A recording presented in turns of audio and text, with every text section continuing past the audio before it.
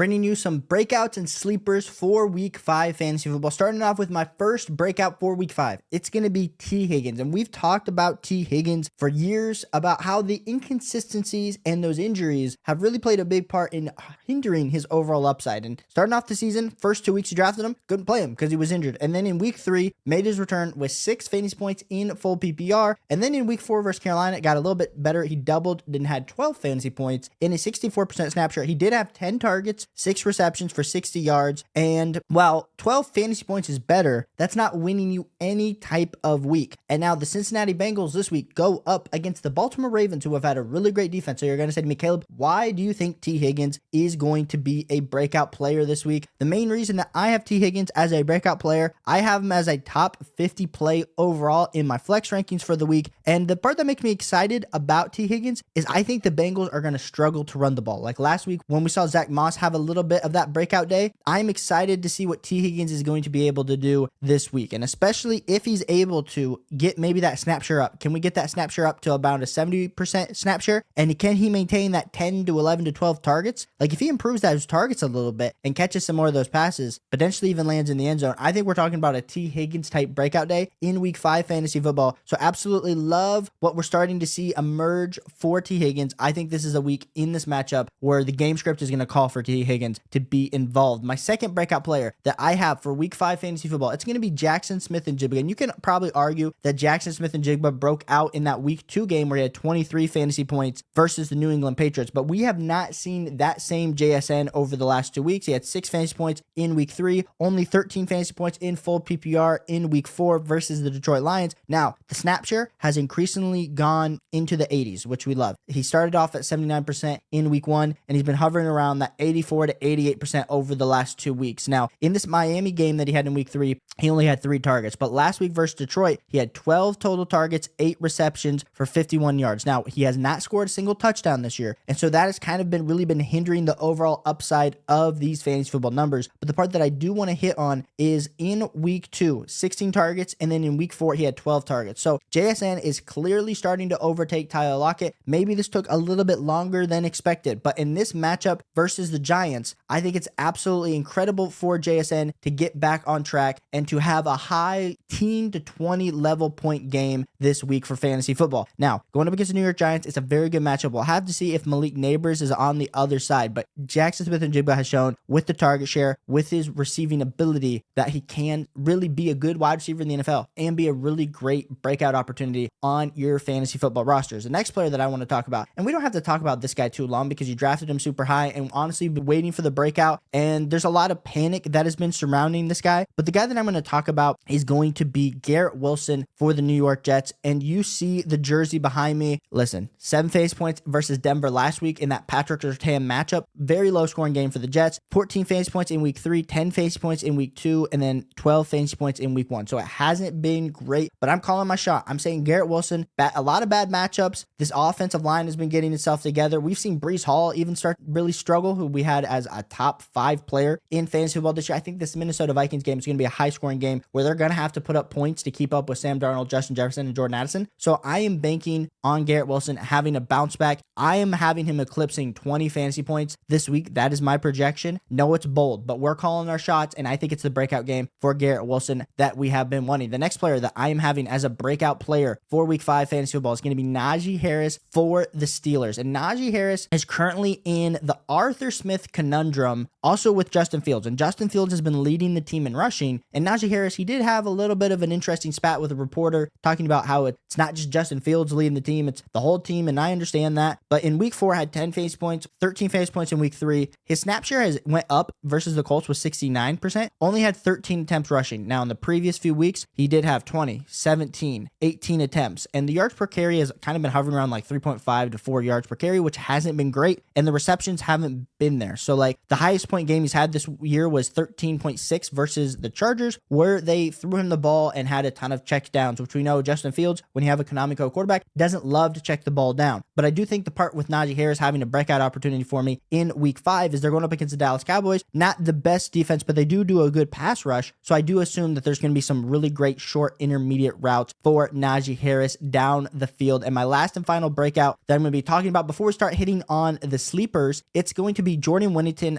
for the Rams. And Jordan Whittington has stepped up in absence of Puka Nacua and Cooper Kupp. So I'm not saying that this is going to last the whole season, but from what we saw in the preseason, when he got his chance in week 4, 12 fantasy points in full PPR, had a 97% snap share, 8 targets, 6 receptions for 62 yards, and looked really good after the catch. And so that's the part that I want to highlight. He averaged 10 yards on his yards per catch. Jordan Whittington, I think we're talking about a guy that could get another 12 to 15 fantasy points this week. And you could say last week, Caleb, that's not like fully breaking out, but I think based on his current situation, I do think that is a breakout opportunity for our guy, Jordan Whittington. Now, moving on to sleepers, and this guy might not be a sleeper after last week. So maybe this is me just going with the waiver wire opportunity, but the fact that Dontayvion Wicks, 24 fantasy points last week, and maybe we should switch Dontayvion Wicks and Jordan Whittington when we're talking like sleepers versus breakouts. But I do think this week you have to start him versus the Rams. I mean, he had a 76% snap share, 13 targets for 5 receptions, 78 yards, and had 2 total touchdowns. I don't even care if he doesn't get 2 total touchdowns. 5 for 78 is absolutely amazing on a 76% snap share. I think we're looking at Dontayvion Wicks and Jaden Reed as the clear 1 and 2 wide receivers on this Jordan Love-led offense. Absolutely have to be having Dontayvion Wicks as a sleeper. And maybe this is me being a week late. So you might say, Caleb, I would consider Dontayvion Wicks a breakout. I wouldn't consider him a sleeper. And so whatever you want to define him as, you define him as. My next sleeper for week 5 fantasy football is going to be Kareem Hunt. And I think Kareem Hunt, what we saw last week, 45% snap share, but had 14 attempts for 69 yards, 3 targets for 2 receptions. I think we get a vintage Kareem Hunt Chiefs game in week 5 versus New Orleans. Now we have Xavier Worthy on the outside. We have Travis Kelce, and Kareem Hunt clearly to me, and I've been saying this, I think Kareem Hunt's better than Carson Steele. And so I think Kareem Hunt's going to get the opportunity to start. I know he's 29 years old, but if we're actually looking at the miles on his body, especially with him not playing a lot starting this season and last season, I have Kareem Hunt as someone that we definitely need to be considering this week as a deep sleeper. I am starting Kareem Hunt in a few leagues. Got to feel really good about this matchup versus New Orleans. I think it's going to be a high enough scoring game that you're going to want a piece of Kareem Hunt, especially with some of the buys taking place this week. The next sleeper that I have for this week is going to be Tutu Atwell. And Tutu Atwell, last 2 weeks, super consistent. 13 fantasy points, 12 fantasy points, 90 and 74% snap shares, 5 and 6 targets, 4 receptions, 93 and 82 yards, and he hasn't found the end zone. We should have known that with the fact that Tutu was kind of overcoming a lot last year when he did get a lot of run, we should have known that Matthew Stafford has a ton of trust into Tutu Atwell. So I definitely think Tutu Atwell is a great sleeper this week heading into this matchup versus the Green Bay Packers. And my last and final sleeper that we're going to be talking about this week, it's going to be Pop Douglas, Demario Pop Douglas for the New England Patriots. And good old Pop, week 3 versus the Jets, had 14 fantasy points, 83% snap share. Week 4 versus San Francisco, 59% snap share, 4.3 fantasy points, which wasn't great. Only had 3 targets for 3 receptions for 13 yards. So you're going to say to me, Caleb, why do you have Pop Douglas? Pop Douglas seemed big or boom bust. Well, some of these sleepers, they are big boom bust. Pop Douglas, absolutely great out of the slot. Jacoby Brissett had no time to throw last week versus San Francisco. I think this Miami Dolphins pass front, it's a little bit more of a great game script for the New England Patriots, just based on the fact that we saw last week, Miami really struggled to move the ball down the field with Tyler Huntley. They didn't add anybody as a quarterback, so we're probably going back to the well with Tyler Huntley, Skylar Thompson. I just think that this is going to be a good game script for the New England Patriots, so I do think Pop Douglas, who did have a great week versus the Jets, is a guy that is a deeper league sleeper that I'm excited to see what he can do in week 5 fantasy football. So if you have start sit question, if you're trying to add, do any trades down below, let me know. Answer in all comments down below on this video. Appreciate you guys for tuning in. Hit that like and subscribe button. Check out these 2 videos if you haven't, and I'll catch you on the next one. Peace.